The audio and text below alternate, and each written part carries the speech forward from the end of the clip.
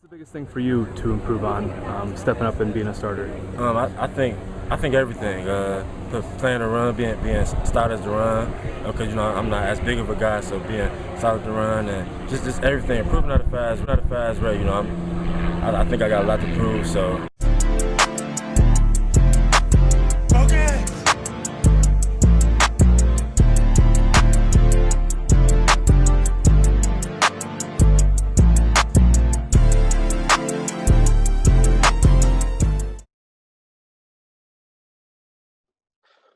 What's going on, everybody? Welcome to episode 12 of the After Effect Podcast. I am your host, LeBron Stephan. We have a very, very special guest today. Uh, Current NFL free agent Mike Daniels, 8-year NFL vet. Was a former teammate of mine. Just sent him the link, so waiting for him to jump in, and we will get this thing started. Can you guys believe it? 12th episode. It hasn't been overwhelming, but it's been quite refreshing to see the amount of former athletes reach out to me and want to join the podcast. So I'm excited to have Mike Daniels on the show. 7 years with the Packers, 1 year with the Lions. Waiting for COVID to kind of play its course to see what team he signs with next. So get ready. We go all the way back to 2007. Came into the University of Iowa together as freshmen. Oh, what's good, baby? All right, man. I appreciate you jumping on with me, man. No doubt. Took us a while to tap in, but yeah, we can just jump right into it, man. Again, this is called the After Effect Podcast. I started this to give people like us, former athletes and current athletes, a voice just to talk about our upbringing, different cultures that we experience, high school career, college career, pro career, things that you like to do outside of your respective sport, things like that, man. So my first question for you is, from New Jersey, born and bred, man, talk about the culture there. Talk about the culture in which you grew up, just being an athlete, and all the good athletes that have come from your area and just New Jersey in general. Yeah. Jersey's got a real good sports culture, man. We have a ton of athletes, and excuse me, let me rephrase that. New Jersey has great athletes. It doesn't have the best structure. Okay. Like you look in the Olympics, one year we had like 8 people from New Jersey in the Olympics, man. You know what I'm saying? Okay. And like 4 of them was from South Jersey. I think it was the last Olympics, actually. Okay. So we have a lot of athletes, man, great athletes. Like, you play in the Big Ten with me. Wherever you look, whenever they would show the list of everybody, you'd always see at least 2 or 3 guys from Jersey on every team. That's you true, know what I'm saying? And this is the Midwest we talking about. Yeah. And like with Jersey guys, we everywhere, bro. We everywhere in all sports. We are. Yeah, and we super competitive. That's the thing. One thing about Jersey is that we're not always gonna be the most fundamentally sound. Now that's changing. But we're not always gonna be the most fundamentally sound, but we're gonna be tough, and that's gonna make us hard to beat in anything. Track, basketball, football, wrestling, baseball. Like we hard to the body, man.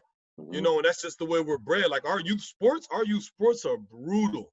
Like brutal, bro. Like, I mean, parents almost getting into fist fights and stuff.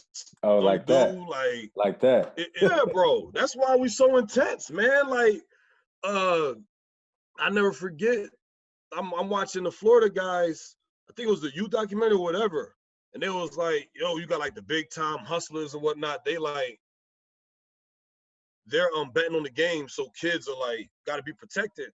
I can't necessarily say those are my experiences in Jersey, but I do know that the competition level, like stands can get cleared out. You know what I mean? I remember one time we had a brawl.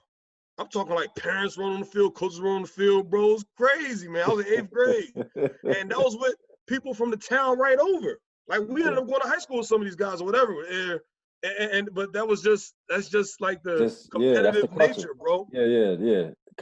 Just super competitive. The basketball games, yeah, bro. So that's just the sports culture in Jersey is that it's super competitive. The problem is we don't have like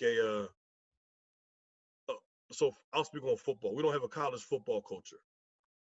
There's no y'all grow up, go to maybe see Ohio State, you know what I'm saying, or Florida guys. Yo, we gonna go to a Miami game. Like that's hype stuff. Nobody getting hyped to go to a Rutgers game, unfortunately. Growing up, right? Yeah. Nobody trying to go to a Temple game, and they was right across the bridge, but Temple was never really good. You know what I'm saying? They've had their moments in the last few years, but they've people will say, yo, I will go anywhere but Rutgers and Temple. And that's how it was growing up. Nobody's going to take a 3, 4, 5-hour drive to Syracuse. Nobody taking a 5-hour drive to Penn State, 6-hour drive to Pittsburgh. Nobody doing that. Nobody taking no 2-hour drive to Maryland. So in that area, there's no college football culture. So because of that, a lot of guys go to college and they kind of fizz out because they don't know how to carry themselves. You know what I mean? They don't really know what it takes. You see what I'm saying? Because the guys they do know that did go to college, they ain't got nothing good to come back with because they went out to college and messed it all up. Exactly. And the ones that do go to the league, they don't come back home. Yeah, they don't come back to show them the way, to show them how to move to get there. Exactly. And then how to stay there, how to get to college. See, because getting to college is a problem too. You got some guys that don't even know about the clearinghouse, bro. I didn't know about the clearinghouse. All I know is that I got to take the SATs. Some guys don't even know about the SATs, bro. Like there's not a good culture from at least. So for instance, you'll get a coach or two that has it figured out, right? And just so happens that coach, like 5 kids sign D1 every year, 3 or 5 every year. You know what I mean? Almost on some Ted Ginn Senior type of stuff, right? And y'all have more, but but that's just one coach that has it figured out. And he'll be one coach out of tons of them. Yeah, you know what I mean? hundreds and hundreds, yeah. And you know who the coaches were, you know what I mean? Coach Wilson was one of them back in the day. You see what I'm saying? Coach McBride, Coach Henson, who just went to college. These are just some of the names of people who had it figured out. LeBron, we had state championship teams where nobody would go and play college football. Where does that make sense? The state championship team don't got no D1 football. They got them, but none of them are in school. That's actually don't make no sense. That's super interesting. Yeah, I've never even saw that. Usually, in Ohio, the teams that go deep in state and win state, they usually have a slew of guys that go D1 or a slew of guys that get football scholarships and stuff like that. Absolutely. And that's changing now. You got a program, NLG, Next Level Greats, ran by Marcus Hammond. They have one of the top 7-on-7 teams in the nation. You know what I mean? In all age brackets, so they're doing really good. And then by extent, I mean they're coaching kids up. They just had their first NFL player in I forget his first name. His last name is Harmon. You know what I mean? He's a receiver, got drafted by the Redskins. You know. Okay. Yeah. And then they just had their next NFL player this year, Cesar Ruiz. You know what I mean? He's from Camden, and he's first round for the Saints. Okay. So they're training these kids up, and they're essentially doing what y'all do in Ohio, what people do in Florida, Texas, California. They have programs. They're training the kids so that they know, when you go to college, here's what you're supposed to do. Right. Here's how you get to college. Here's how you become a more fundamentally sound player in high school, bro. When I tell you, when I came to Iowa, I ain't know nothing, bro. I knew nothing. I watched my high school tape the other day. I'm like, man, I didn't punch anybody, bro. I'm not talking about running around blocks. I'm like, I got to get him out of my way. But whenever I would strike somebody, I was putting him on his back. I'm like, wow, you would think I would know how to do that. Yeah, I was. You feel me? Yeah, that was actually going to be my next question. I wanted you to expound on being like a dual sport athlete in high school, wrestling, football. I saw you play some running back in high school. I know you're a lot smaller. Yeah. And also talk about, your recruitment process. I know you didn't have a bunch of big offers, and I know Iowa offered late at the last minute. So just try to relive your high school experience, just wrestling and playing football and all those kinds of experiences leading up to going to Iowa. Right. So I grew up wrestling, man, and my dad was a really good baseball player. I had some back surgeries, feet surgeries, so that kept him, he never really could go much further than college with it. But he had us playing baseball. We wrestled. We played flag football. Wrestled my whole life, right? I hated it. Couldn't stand it. You know what I'm saying? Because it was hard. Football was fun. Wrestling was hard. And what I didn't realize though until I got older was that wrestling made me a better football player because it made me stronger, it made me tougher, and it kept me in great condition. So I kept wrestling through high school. Then I started taking pride in it. And it's crazy because I look back and I say, man, I actually regret how I handled wrestling my last 2 years because my junior, senior year, because I could have been at least top three state champion, you know what I'm saying, at best, nationally ranked. But I would I didn't take it seriously, you know what I'm saying? I would skip practice, all type of crazy stuff, you know what I mean? Things that part of the reason why I'm such a hard line guy now is I'm like, yo, I saw how I missed my opportunities be a great wrestler. I would never let that happen to me in football, ever. You know what I mean? Right. But wrestling was definitely the biggest influence for me out of all three sports. You know, because I eventually became a pretty good thrower in track, and then I did some sprinting too. You know, and I ran 4x1 the Penn relays with my team. And you do the shot put? Some Jamaicans, bro. Huh? And you threw the shot put? Yeah. I threw the shot put. You know, that was my thing. Like, track season was kind of like an alright bet. Like, I'm chilling, like, you feel me? Let me just go ahead and just throw. I don't got to do all that. I don't got to work hard like football wrestling. I just got to work on technique and lift weights. Yeah. You know, That's all I did. I ran, I just threw the shot put. I ran track in 10th grade just to get faster, though, like going into my junior year. Yeah. All the other years, I just did shot put, and I did football, basketball, but I know you did wrestling and track. I mean, wrestling and football. Yeah. So man. I recommend it. Word. Yeah, I was just saying I recommend all kids, like, if you're a lineman, at least practice with the wrestling team. You know, you don't got to be a wrestler, but at least get out there and work with the heavyweights of the 220, whatever the 200-pound weight class is, to get out there and y'all get worked by a dude that weighs 170. And you'll learn, I don't know anything about using my hands, hips to leverage. And that'll directly correlate on the football field. And then when you start getting real good coaching, you'll know how to do that stuff.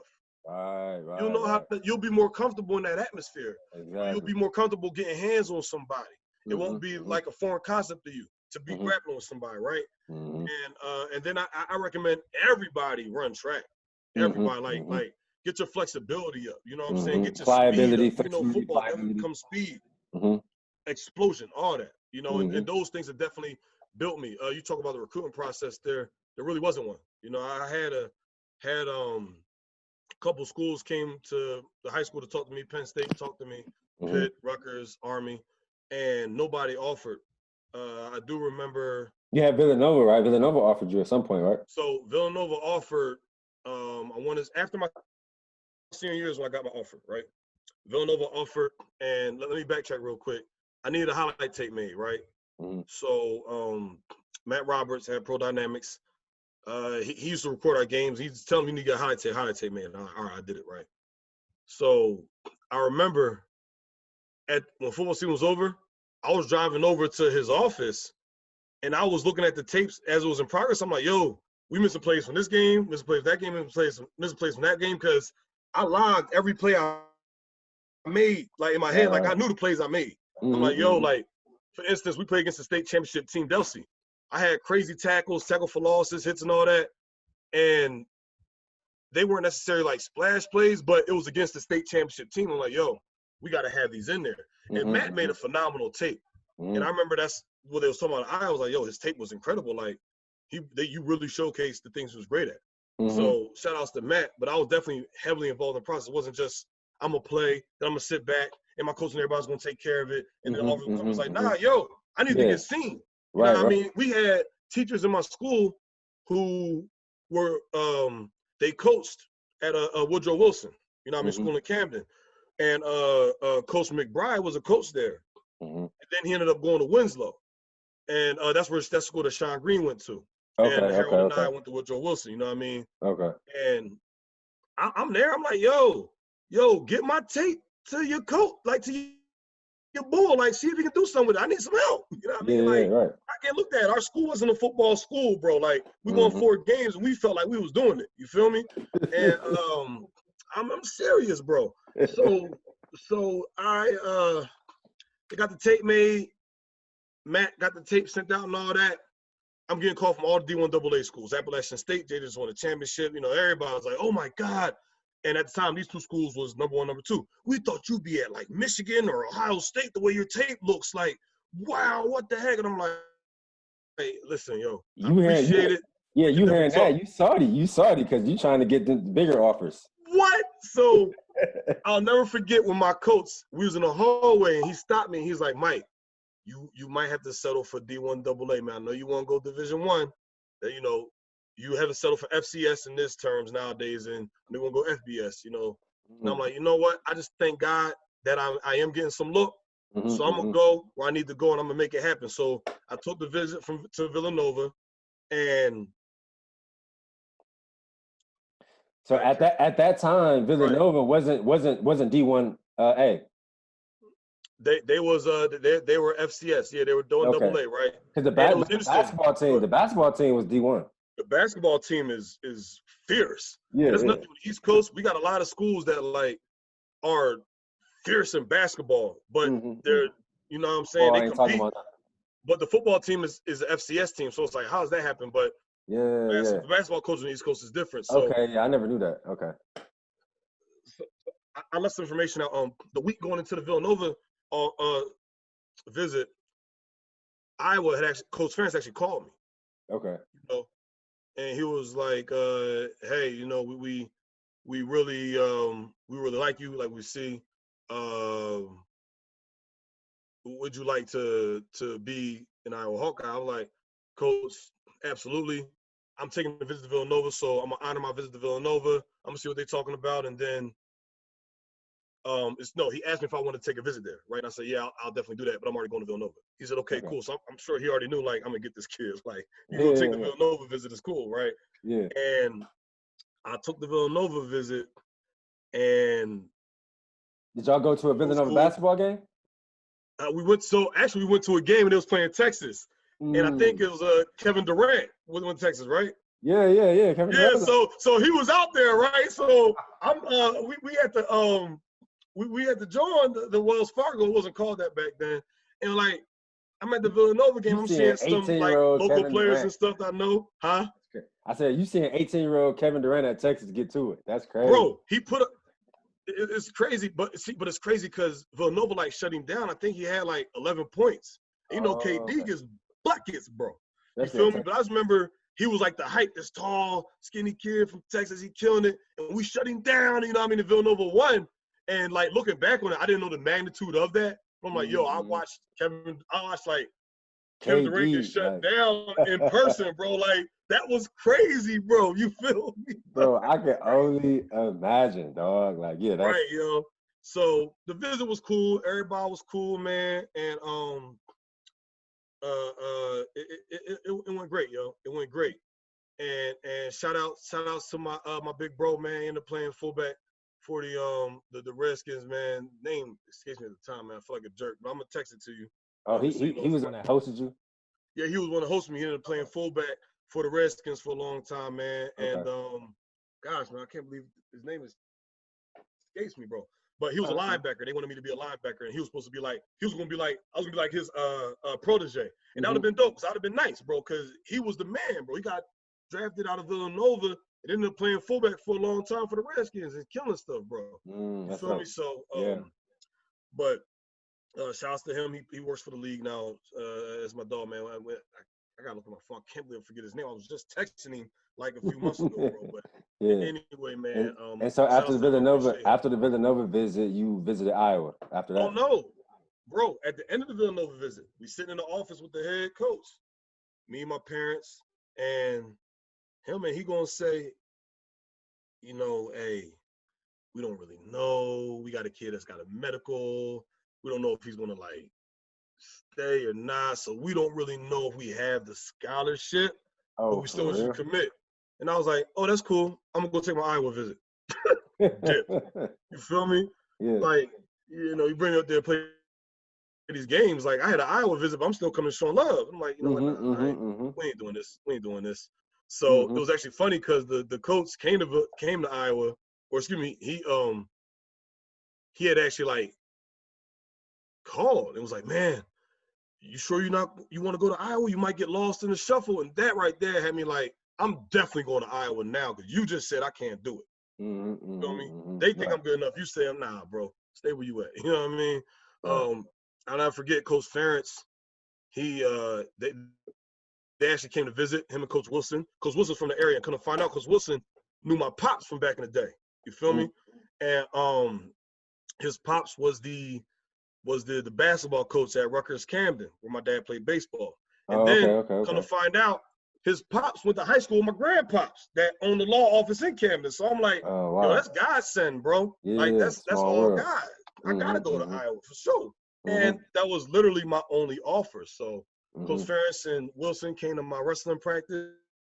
It was pretty cool, man. I sat and talked with them. Then they went to my grandpop's office where my pop worked, and they sat, and talked with him and stuff. And it was really good, man. It was a really good visit. Yeah. And took the Iowa visit, and that was the week before signing day, man. And yep. Then my letter of intent the following week, man. So that was that, man. And that's crazy. You visited a week before signing day. So that was literally like the last minute kind of deal. I was the last guy. I think I was the last guy to sign out of our class. Wow, that's crazy. So man, I think it might have been Bowler or Bernstein because they had other offers and they waited to the last minute. But I was they picked late. Yeah. That's crazy, man. So obviously, I'm not sure if a lot of people know, but we came into Iowa together in 2007. So just talk about that transition, man. Going from New Jersey to Iowa City. Obviously, we lived in the same dorms. We was in the same meeting rooms. We both redshirted in 2007. We was both on kickoff all season 2008. So just talk 2009, about, bro. What you mean? 2008 and 2009. So talk about that transition. Obviously, I know a lot about it because I was right there with you. But just for the listeners and viewers who don't really know, just talk about that transition, how you started to gain weight and get stronger, just all those kinds of things. Yeah. So the transition to Iowa was different. It was definitely a culture shock. And I grew up in Blackwood, New Jersey. Blackwood, New Jersey is a very mixed community, For a while there, it wasn't, but it is like as I got older. So I was familiar with being the only black kid in class for a long time. So I come out to Iowa, and I'm like, all right, bet. This ain't nothing I'm not used to. Not realizing, like, it's like the East Coast is way different from rural America, bro. You know what I mean? So I learned that quick. I'm like, dang, like, I'm thinking like, okay, I'm used to being me, I'm the only brother in class. But I'm like, nah, the culture was different though. Like, I was like, yo, some of my white friends ain't going to fit in out here if they came out here, bro. Like, but that's just the difference. And that's actually the beautiful thing I learned is like, it pays to go and live somewhere different than what you're familiar with. Because now you learn so much more, you're exposed to different stuff, but it was definitely that culture shock in that way for me. Like a lot of y'all came in there like, I ain't never met a white person before. This is crazy. I came in there like, oh, I know white people. I'm good. Oh, shoot, this ain't what I'm familiar with. I really was messed up. Like, dang, this is crazy. And you came in, you weighed, I remember I weighed like 219 when I came in. What were you, like 230, 225? So on my visit, I was 207 because I was wrestling. Yeah. And I was 231 when we did the official weigh-in. Okay. So me and you, we was about the same spot in that. But that first year, it was crazy, man. We in a whole different spot, and like everybody's like, yo, this place is not like home. Like, nothing remotely close to it. Ain't nothing out here. Ain't nothing to do but like get throwed and. It was like I'm not trying to do that, man. Like it's not my bag. You feel me? Exactly. And school is just was different, man. Like that it was good though because it made a man out of us. I'll say because we had to overcome all those different adversities, obstacles, hardships in that way, and then not playing. That was tough too. I remember 2007. We basically used to do the same thing every week. We would go to practice. We was both on scout team, so we would try to practice well. We knew to get the scout team player of the year award was like what they said all the guys ahead of us did, good players. So we did that. We went super hard in the weight room, obviously lifting all those weights, having to gain weight. I feel like both of us started to gain weight pretty fast. We was really focused. I remember us all the away games when we when we didn't travel, we would watch the games together and eat pizza and stuff like that. Talk about next year when we was gonna ball. Yeah. and then to go into the next year and still not really play. I can remember us getting in a couple games like blowout games. I remember like Indiana was a blowout game. And obviously we was on kick return. Wisconsin was a blowout game. Yeah, Wisconsin as well. So just talk about when you started to pick up weight and you started to kind of to get that confidence. Like, no, I'm like, I can do this. But then you still kind of had to wait your turn. We had to play special teams. And we felt like we should have been playing. We felt like we was good enough. We felt like we practiced well enough to play, especially in 2009. And we didn't start on goal line 2008, but we started on goal line 2009. So we did start getting some solid, okay snaps in some games in 2009, but there was also a lot of games where we didn't get any snaps. So just talk about that transition. None. Yo, so I'll never forget in 2007, like the first year, I remember I came in camp humming. Yeah, I remember too. Touching people, boy, I'll never forget. I'm out here, man, first day. Step in the first day in Iowa ever in July. I saw Seth Olsen, Rob Bruggeman. Hey, you guys offensive linemen? Oh, yeah, man, we are. Good, because I'm a bleep y'all cats when we get on the field. That's what I did. You know what I mean? So in 2007, camp comes. I'm like, yo, I'm going. Yeah. And then once it kind of hit my mind, like, yo, I'm not about to play this year. Oh, man, I was to play. I was like, oh, my God, yo. I don't even want to go to practice. What's the point? You feel me, bro? So when 2008 came, it was like, all right, let me hunker down. Let me really focus on steps, technique, and all that, and make it so that they can't deny me, right? And we started showing up. We started showing up. And it's funny, too, because I'll never forget our D-line coach used to say, you was better when you was an effing freshman. And I'm like, yo, you're actually right. Because I thought I was going to play. I was trying to take somebody's job. And y'all wasn't even going to let go get no burn. You had that energy. Yeah, bro. But 2008, that was a wake-up call. Like, it was good to get some snaps. And you just had that feeling of, man, if I can beat our guys, like our starters in practice, then, or at least be competitive with them, then I can definitely play in the game, and I'm only going to get better. And when you don't get that time on the field, it's hard to get better. So practice, and me and you said this, bowl prep, spring ball camp, they're terrible. They suck. They're the worst thing in the world, but they're necessary evils. Right. So I remember, because we knew we weren't necessarily going to play, we went even harder in the weight room. I remember me and you was setting records, bro. We was like the top in the speed, getting close to there with the lifts, compared to all the seniors, and like getting close to records. Like, like we was at a young age. At a young age, we definitely had that mindset, knowing that we had to go hard and strength and conditioning to give ourselves a chance. Absolutely, and it definitely paid off later on. But 2008. Now we were both on kick return. Remember, me and Carl both got blasted at Iowa State and got knocked out, bro. Yeah, I never forget. African Bowl came downhill, bro. Put me to sleep, bro. That 2008 Iowa State game, yeah, that shit was physical.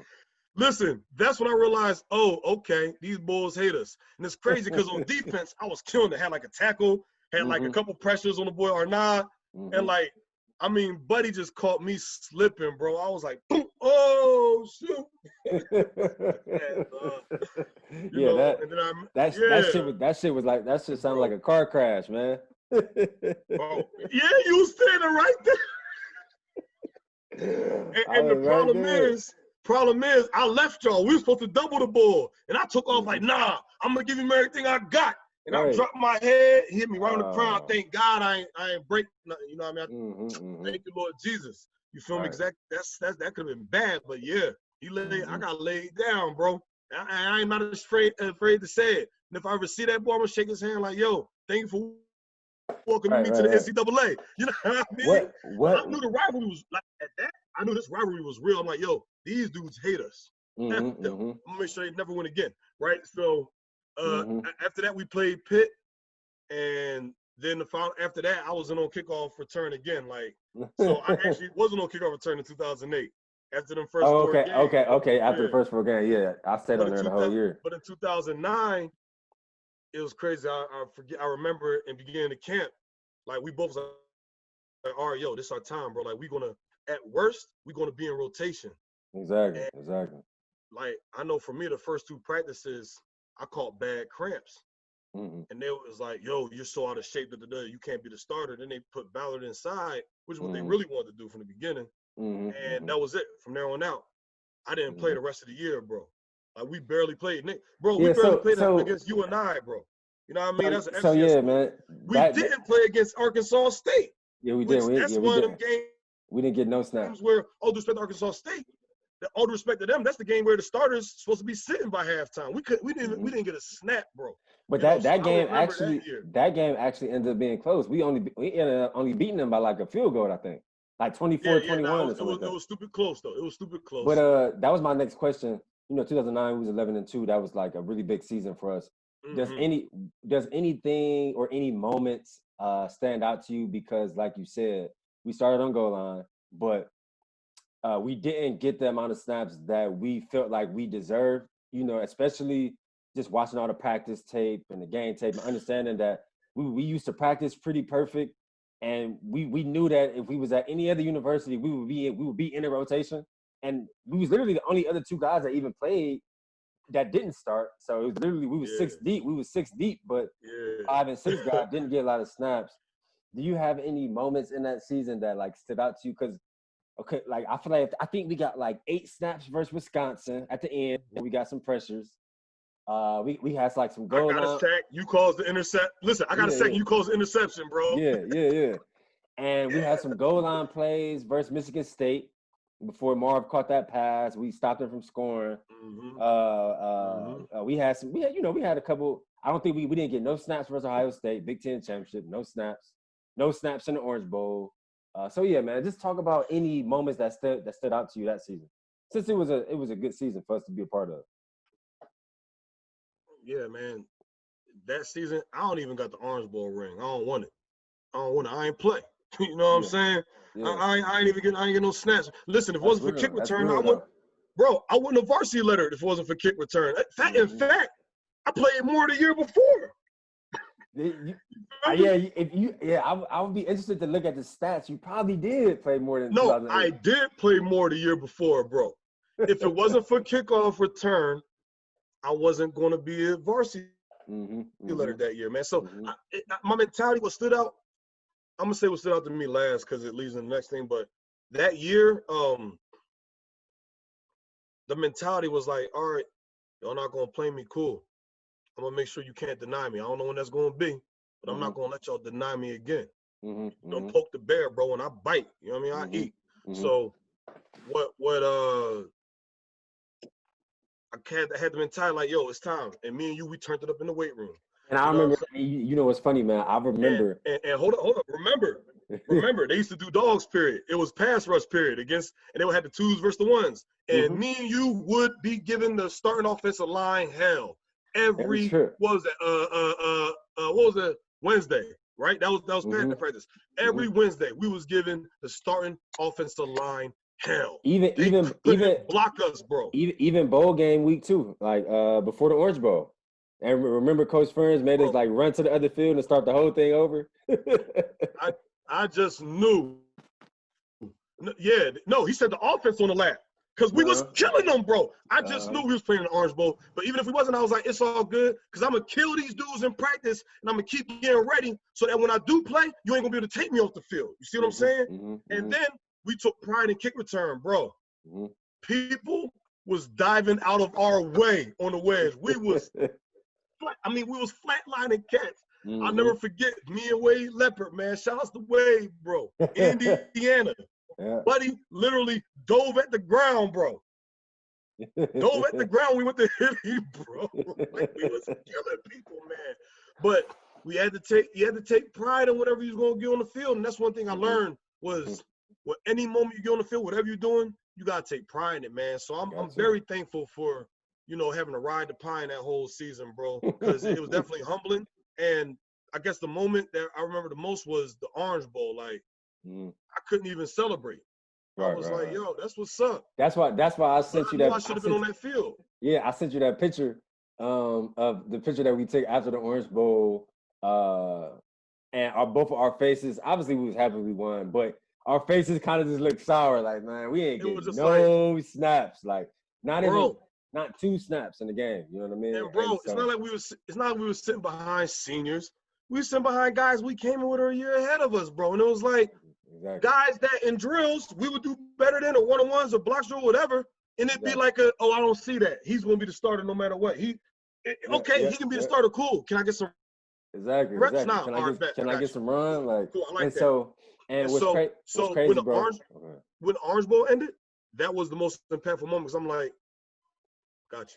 That's what I was just about to talk about, bro. Because I remember, bro, I had flew to Cleveland. I'm in Cleveland, and I remember you texting me like, bro, we ain't like with the energy, like, bro, we ain't get no snaps in a like. When we get back to Iowa City, we about to be doing this. We about to be doing this taekwondo, this swimming. We about to get it in.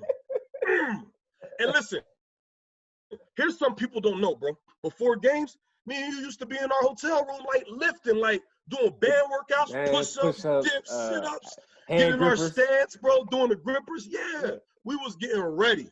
We were getting ready, man. A lot of people don't know that, man. I know. We did a lot just to try to get some reps, bro. Just to try to get an opportunity. I know the other guys weren't doing that. All respected them. I love them. They my brothers. But I know they wasn't putting in that kind of tick. You know what I mean? Man, so you know it, bro. I'll never forget. As soon as we got to Iowa City, me and you started doing the MMA training with the Bull Grant.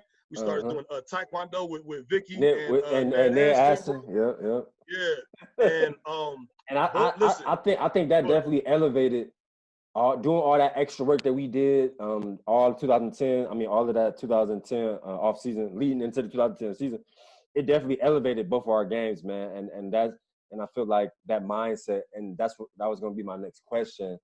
Talk about, obviously, we all knew that you was a dog. Everybody knew that. But as we knew, we had the starters coming back. When were we going to be able to get any reps 2010 season, right? And then we had the incident happen with Bride. He gets a DUI. He gets suspended the first 2 games. So at this point, they couldn't deny you. Like, you had to be a starter. You had to start, at least for those 2 games.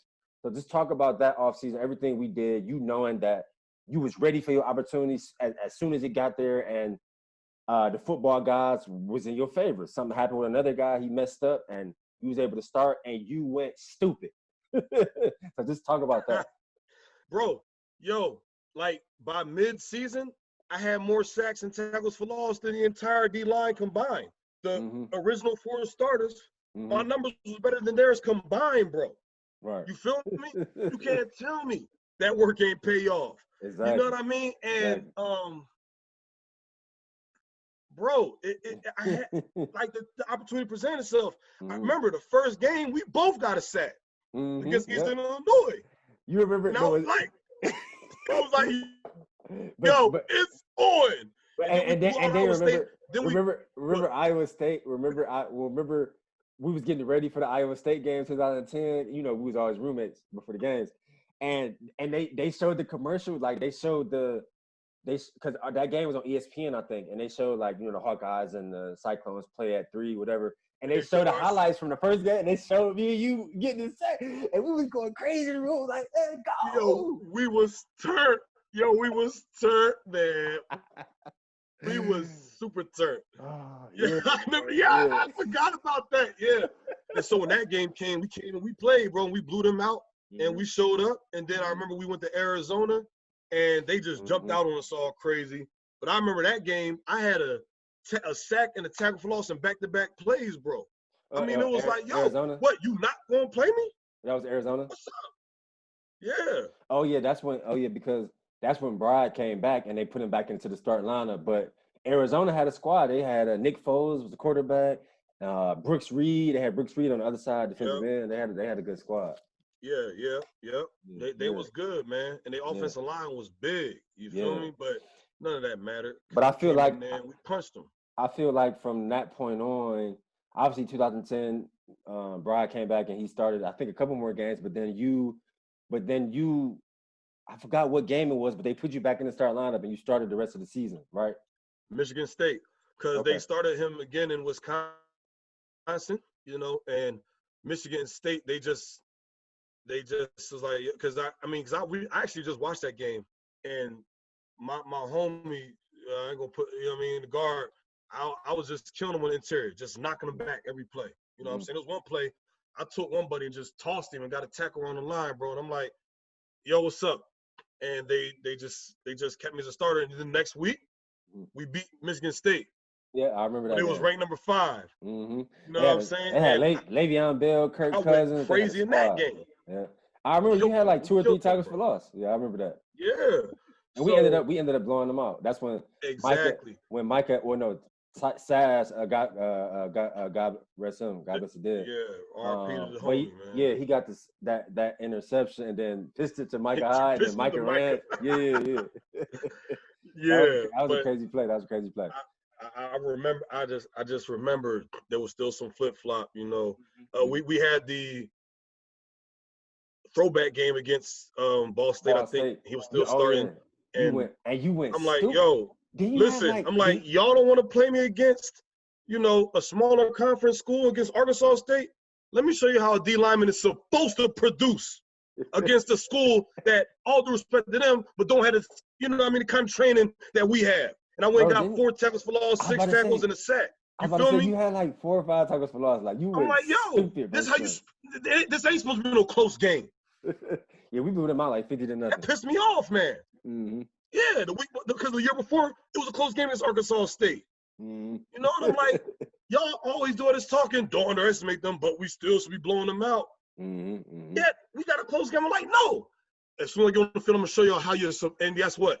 Oh, you was going against this school. I'm like, okay, cool. Because we almost just lost to a school like that the year before. But because I did good again, I guess it's bad, right? Mm-hmm. You know what I mean? But it's all good, bro. It's all good. Yeah, man. So talk about like, so 2010, you finished that season pretty good. In 2011, obviously, that's our senior year. You have an outstanding senior year. I think then you have like 10.5 sacks or something like that our senior year, like total after the Oklahoma game.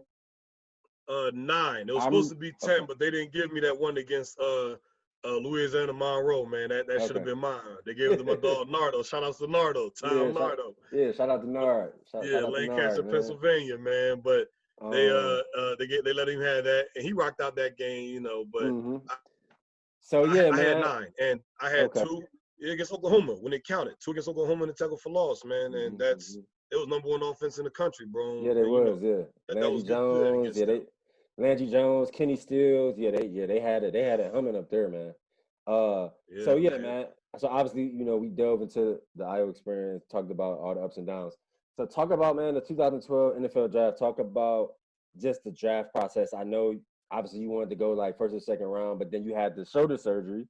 Surgery, so you didn't work out for teams at Pro Day, but you did like April, because I remember I worked out with you for a couple of teams in April before the draft, and then just talk about, like, if you can, try to relive the draft process and then the draft day, you going in the 4th round and just kind of finally saying that, hey, I made it. Hey, mom, dad, I made it. I got drafted. Try to relive that if you can. Man, I just remember I was really banking on killing people at the Senior Bowl because that's what would have happened. I remember banking on killing at the Combine because that's what would have happened, based off of how I've done against guys that were going to be at the Senior Bowl, and then based off of how the training sessions went. My numbers were crazy. I did 27 reps on the bench with the torn labrum, with the unhealthy shoulder. But I remember that didn't happen. I said, okay, I have to just really make sure I'm on top. I'm as good as I can possibly be for when that time comes. And I remember sitting around watching the first round. I knew I wasn't going for first round, but you still have that, it was more so like, all right, let me see the guys getting drafted. And I'm watching guys getting drafted. I'm like, I don't even know who this is. Like, then I'm seeing guys getting drafted or that didn't get drafted. And I'm like, oh, man, I thought he would have went first round. I'm talking strictly at D tackle. So the next day came, and I said, okay, today is still a long shot. But, I if it don't happen, hey, it is what it is. But I'm competitive, bro. And I'm seeing guys come off the board, and I'm like. And you felt like you was better than. I knew I was better than. I was like, that's cool. That's cool. everything will come out in the wash eventually, but that's cool. Mm-hmm. And by the day the 4th round came, I'm salty. I'm like, all right. So when I got the call, I was like, that's what's up. Because when I come in there, I'm going to break somebody's face. And that's just what the mentality was, bro. Right. You know what I mean? And more or less did that. See what I'm saying? But when I got the call, I was hyped like anybody else. Right. You know, it was at my aunt's house and all the family was by. It was a really awesome day. And I actually got drafted on, you know, my boy Signs. It's like my best friend, bro. You know what I mean? Me and him, you know what I mean? That's my dog, man. I got drafted. He was a huge Packers fan. So I got drafted on his birthday to his favorite team. So that was crazy, oh, wow. right? Yeah. Yeah. So, like, once again, that's you God. know, you know he was super happy. What? Super happy. Super duper happy, right? But I remember getting that call, and it was like, it was a mixed feeling. It was a great gratefulness, appreciation. I can't, it wasn't disbelief, because once you go through college, you really understand, oh, I can do this. You know what I mean? So it wasn't like disbelief. After that. Yeah, it's a different feeling after that. It was still that feeling of, wow, this is crazy. So this happened for me. Like this actually happened, right? Yeah. And then it was also still that feeling of, I have a lot to prove. I have a lot to prove, man. Because then by that point, I was almost a 5th rounder. There really was some guys coming off the board, and I'm like, dang, man, I'm being overlooked big time. But that's cool. I understand my situation. I'm undersized. I just had a shoulder surgery, so that's all right. You know, we'll see how everything shakes out when I get to Green Bay. Right. And so that was that. I'm glad you said that. That segued to my next question. You know, I think you spent seven years with the Packers, 7 or 8 years, and you know, I know your rookie season. I remember like you felt like you weren't getting a lot of snaps, and you weren't like getting your just due, even though you had proved yourself. And then just every year, your 2nd year and 3rd year, you got better and better. You started getting more time.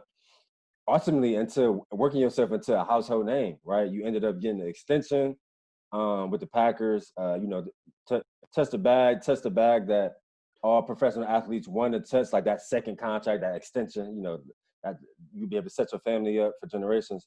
And so, just talk about those first 7 years, bro, and with the Packers. Some moments that stand out to you. You played in big games, you know, on all these different on NBC, and you played in a bunch of playoff games. You played with one of the best quarterbacks out ever lived, Aaron Rodgers.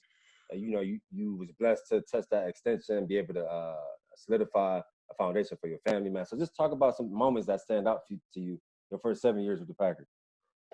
My first moment that stood out to me in Green Bay was I was there early because I had rehab for my shoulder, and Charles, like the locker room was still dark, like lights weren't all the way on yet, and like some of them weren't obviously, but it was dark.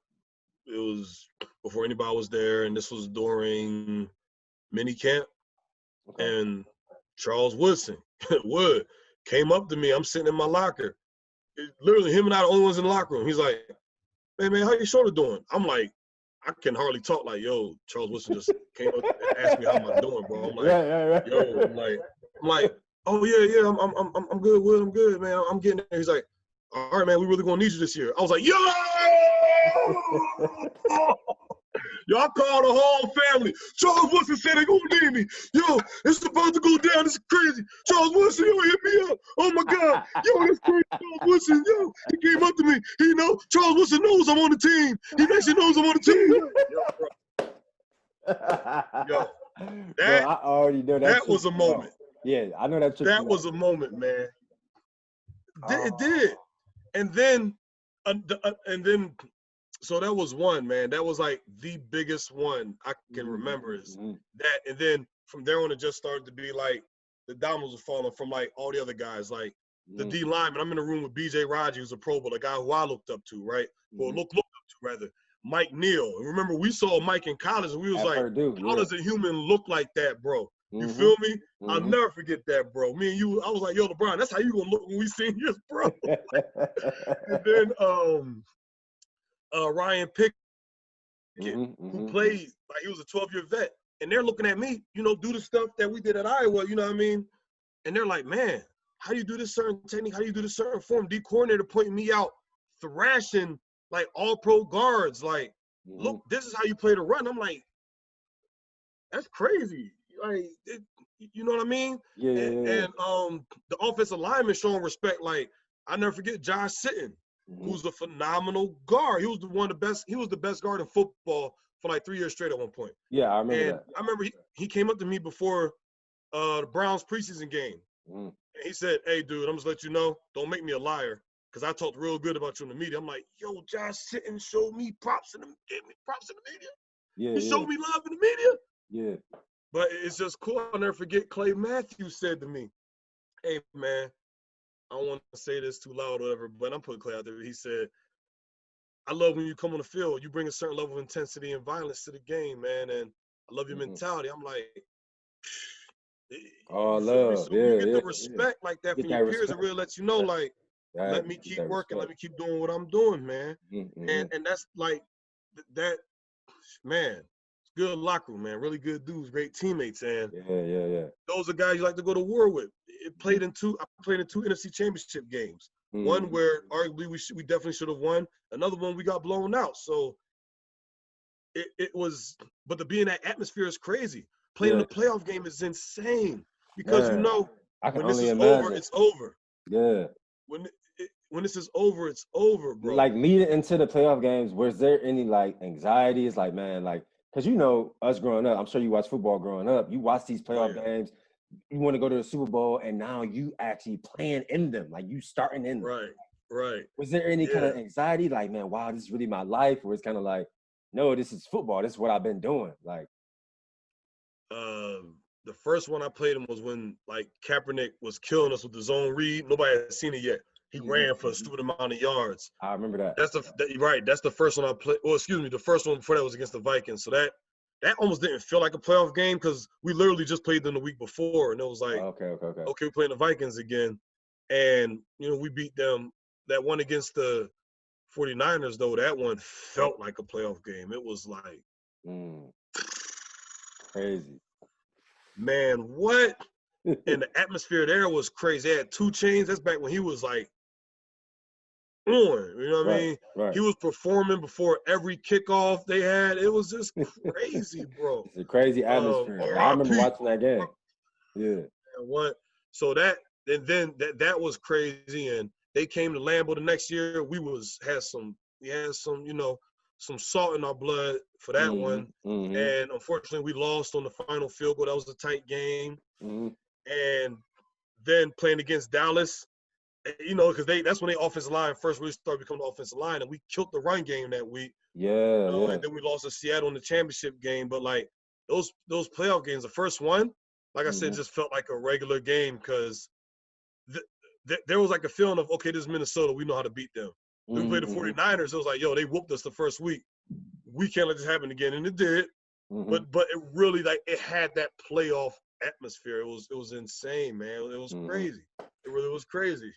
Man, so, who would you say, you know, your 8 years in the league going into year 9, who would you say was the best center guard that you ever went against? Best center guard? The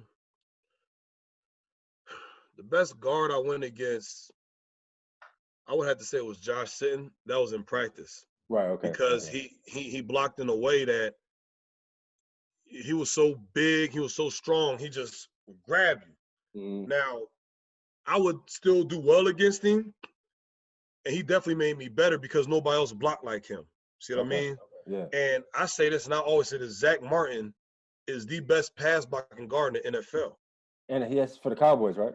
Right. Now, he's a good run blocker, right? Okay. But like most guys, you know, I've seen him get beat in the run. I've never seen him get beat in the pass. Wow. He is great. He is the best pass blocking guard in the NFL. So he gets that from me every day of the week, man. Yeah. He is he's a great technician in the pass block, man. He is the best in the league at that. And as for centers, I'd say Rodney Hudson, Travis Frederick, Jason Kelsey. Okay. It's like I played against there's a lot more guys at center that I'm like, that dude was really good. to me versus guards, right? But those, like, I can list off centers for days, man. Like, there's a really good center here, Corey Linsley in Green Bay. You know, I know. Frank Ragnow and Detroit is good. Like, there's a lot of really good centers out there. So I can't really say, you know, the best. Oh, then Jari Evans played against him, and for the Saints. Yes. Jari was like, I had to make sure I played a perfect game, or else I was gonna look bad. Oh wow, he was that good. Yes. That's what's up, man. So, man, obviously, I think when you make it to the NFL, every guy's one of every guy's goals is obviously win a Super Bowl, but also be a top 100 player, right? And so you was able to be a top 100 player 3 years in a row: 2016 at number 95, 2017 at number 84, 2018 at number 93. Just talk about those 3 years, man. Like, what did you really tap into to be able to gain the respect of your peers to the point where they had to make sure you were in the top 100 for 3 years straight? And two things that stood out to me, obviously I've been knowing you since we was 18, but just the dog mentality that I like talking to Trent Williams, like an 8-time Pro Bowl. I'm looking at you. What you think I'm looking at? Like, you know, just and then Adrian Peterson, 10-year All-Pro. I mean, one of the best running backs we've ever seen in our all time generation. Don't run in my hole again. Yo, don't come my way again. Like, just like that dog mentality, dog. Like, what did you tap into to be able to have that consistency to be top 100 3 years in a row? Because that kind of stuff, playing in the trenches on the D line, it usually don't happen, especially not at D tackle. Maybe D ends if they get a lot of sacks. Right. But at D tackle, bro, that's something different. And it's only a handful of you guys that did that 3 years in a row. It's like you, the guy from the Bengals. It's only a handful of guys that was in there every year. Yeah, man. I'll for sure have to say what I learned at Iowa, and that was just the consistency of being in position and then controlling offensive linemen. I'm not trying to run around somebody. I'm not just flying off the ball every play. I'm not chasing sacks. I'm getting hands on guys, controlling them, being where I need to be so I can make a play. And when you watching film, you can look and say that dude hasn't made a tackle today, right? He doesn't have a sack. But, oh, my God, he's disrupting every single play. Right. Just disruption. And if he's not disrupting the play, he's whooping the offensive lineman. What do you do against that? I do not look forward to this because it's going to be every single play is going to suck. And every single play, we have to watch where he is. Now, this is stuff I've heard from, you know, guys from around the league, right?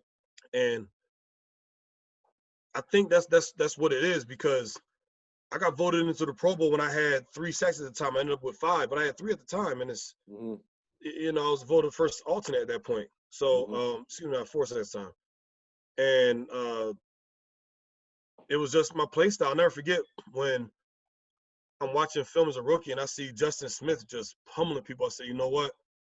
If I'm blessed to go to the Pro Bowl or be recognized, it's because I'm just going to be, you know, a butt kicker. Like, I'm just going to be a guy that's consistently defeating the block. Right.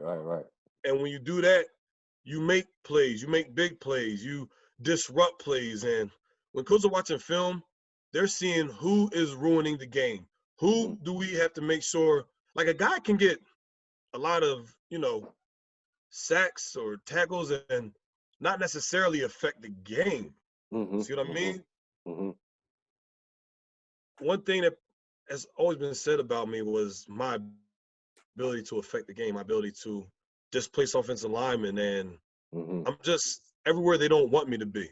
And I think that consistent play that I learned at Iowa in terms of technique and everything, and just overall toughness and mental toughness to stay the course, whether you do bad or good in the play, I think that right there is what ultimately got me to respect. Got you into that hump, yeah. Exactly, especially amongst other defensive linemen. And I've been told by people that, like, yeah, our coach put your film on so that we can watch. You know what I mean? I'm like, watch what? Other well, teams. how the technique. Yeah, the technique, bro. See what I'm saying? Wow. And yeah, that's powerful. you just play with good technique. Players know. Fans don't know this aspect, but players can watch and be like, oh yeah, that guy's got it. Like if a guy gets, top 100 honor, all pro honor, Pro Bowl honor, no player in the NFL is surprised because they say, man, look, I watched this guy for like years. He's been great for years, but circumstance has prevented the recognition of it. So, man, 8 years in the league, several contract extensions, NFC championship games, all the top 100 3 years in a row. What is it? What's left to accomplish? I mean, obviously, I know you won a Super Bowl ring. I know that drives every NFL player. But other than that, are there any other individual goals that you have in mind, or just that team goal of winning the ring? Definitely winning the ring, right? Winning the ring that's what we play the game for, man. And just finishing strong, finishing my career strong. I'm gonna play till the wheels fall off, and I want to be able to look back and say, man, I left everything that I had out there. Every single chance I had, every lift, every training session, every speed session, every film session, every practice, every game. Because you don't want to live with a regret that, man, that I didn't do enough, right? So that's where I really look forward to is, well, improving every day more than anything, because I'm getting better. Like, I'm a better player now than I was 3 years ago, 2 years ago, last year, because I'm consistently working. I'm always working to get better. And that's what, like, my goal is just to keep getting better every day. And that's something we learned at Iowa. Like, we learned that from Coach Ferentz. Like, bro, you got to get better every day. Find something small to get better at every day. And that's my mentality now. And I've seen it. Every day. I've seen it, man. Exactly. And that's like I said, that's my goal, man. Just keep getting better every day, and everything else take care of itself. Oh, it always everything does. Else take care. Absolutely. It always does, as long as you're getting better. So, I appreciate that answer, bro, and that insight.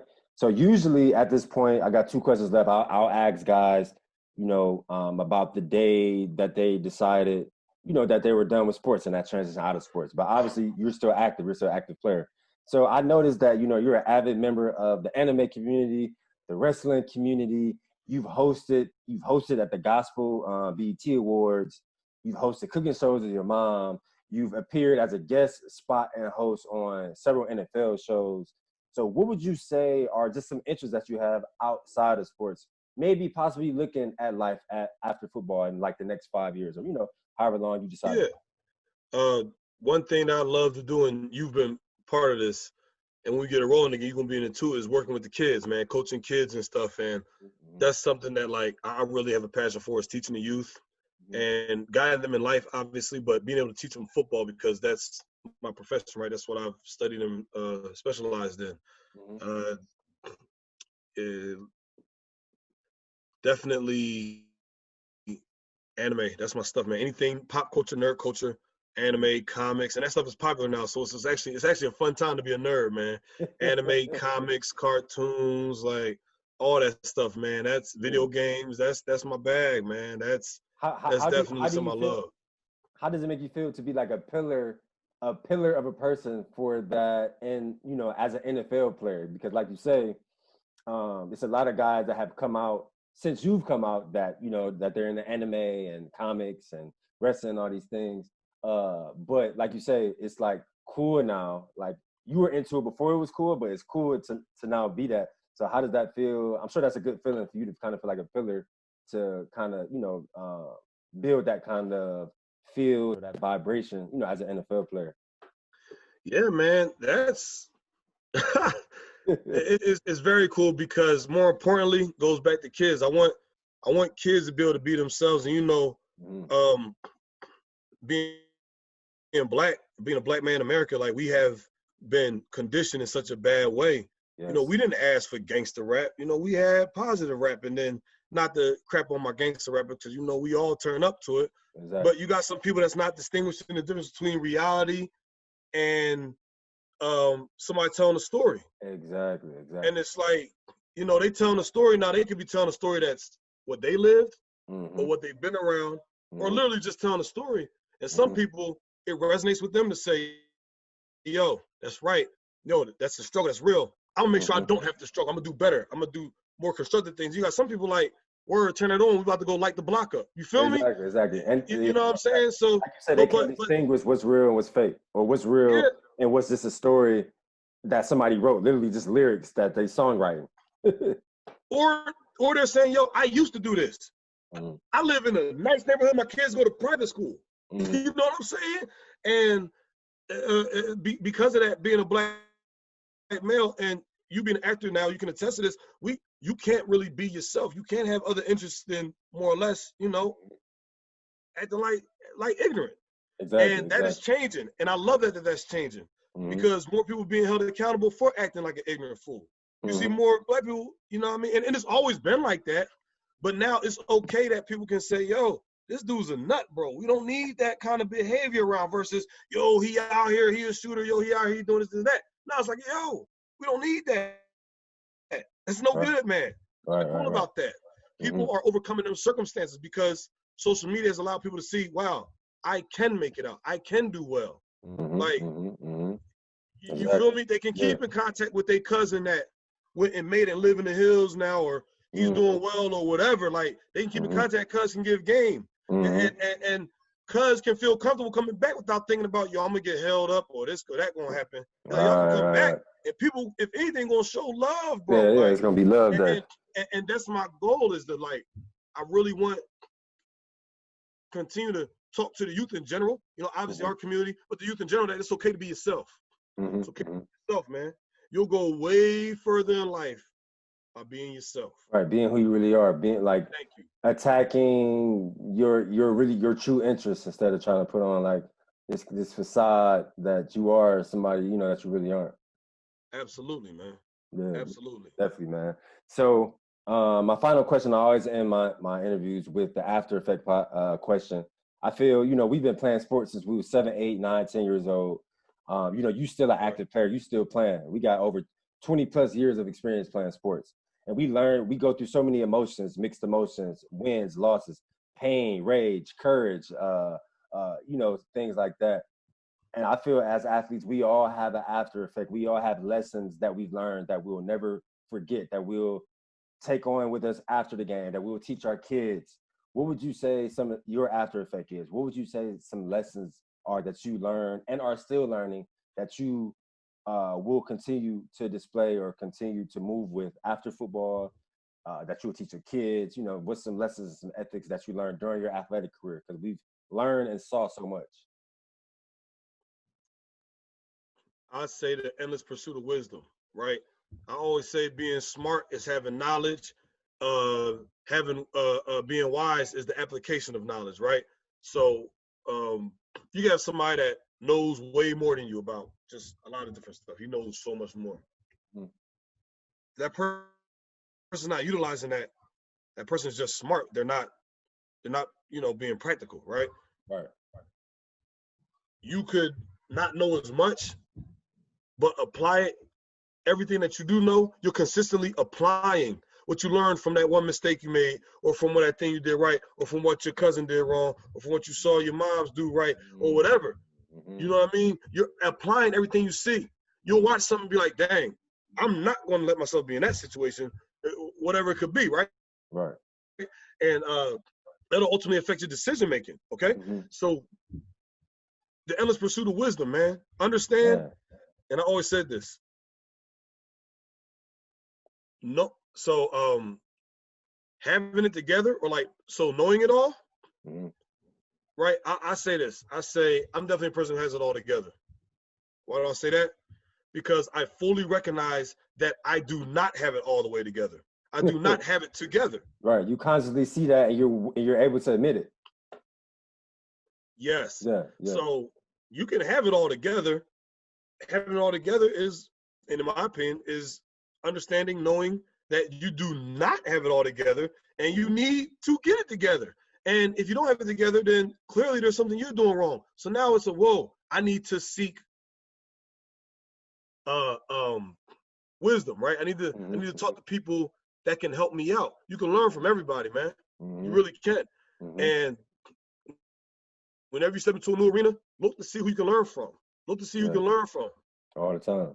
You gotta look to see who you can learn from. And the endless pursuit of wisdom, I think that's like actually strikingly powerful, right? Because I feel that you can practice wisdom like in one instance or one problem, and it'll make you feel good that you feel like you made a good decision off of wisdom, right? But then you can be inconsistent and then make another decision the next day, not practicing wisdom.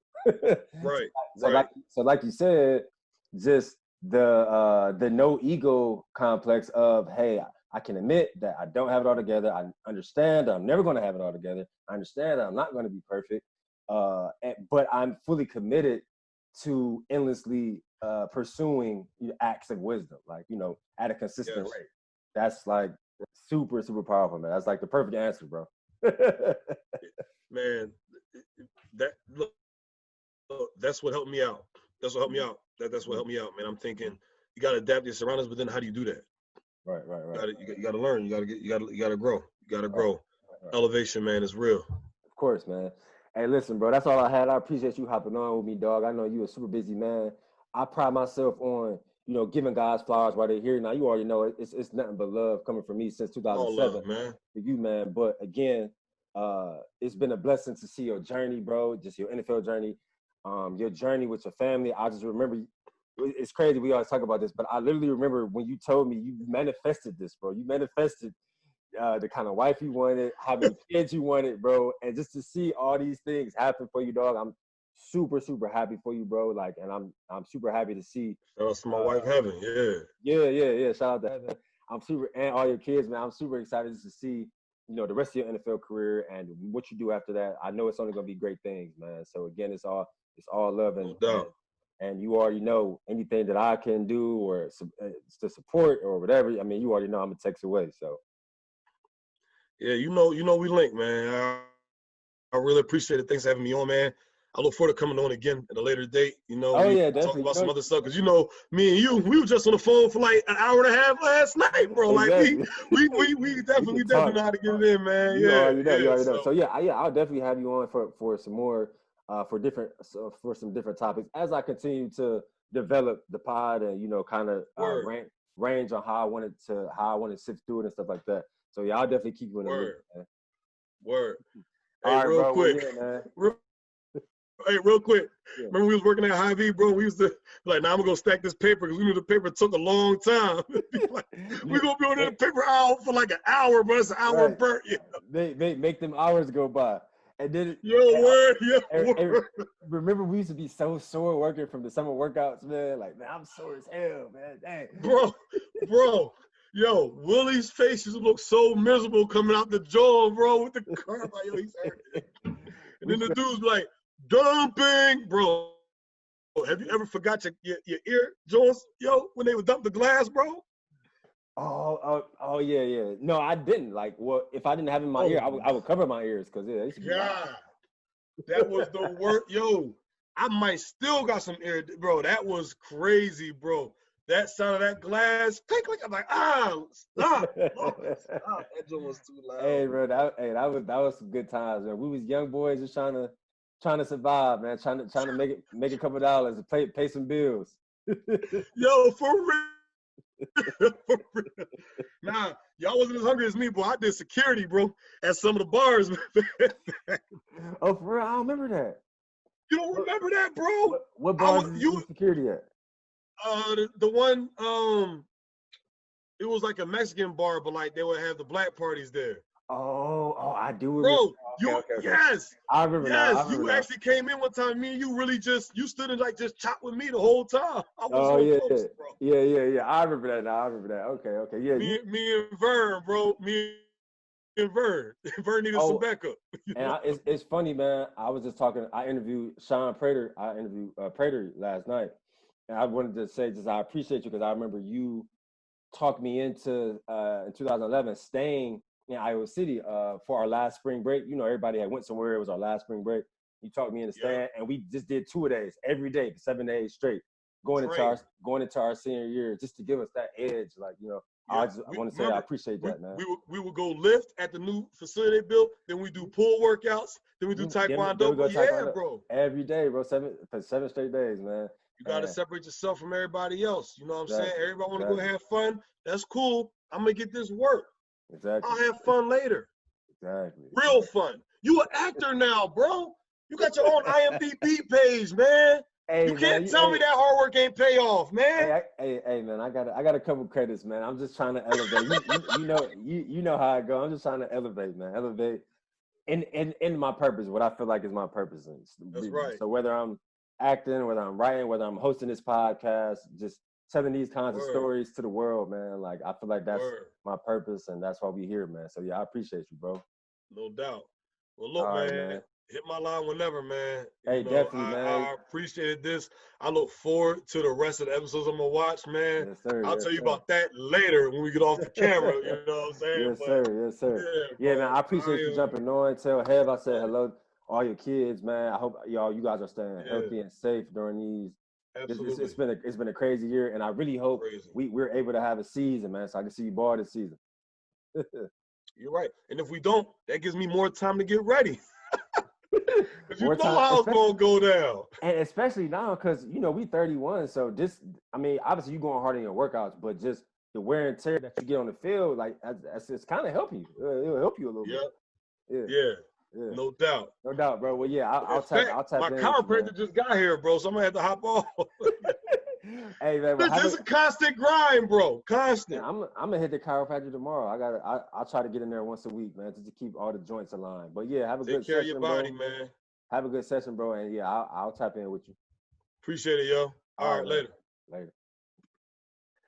So, yeah, as you guys can see, you know, that was a long conversation, but, we had to get that in.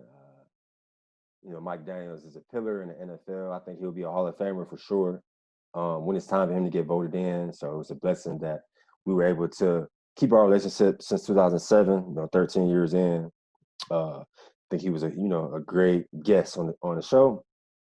So I appreciate any and everybody for watching or listening to episode 12 as we continue to, grow our podcast community and the subjects that we speak about. So until next episode, see you guys later. Peace.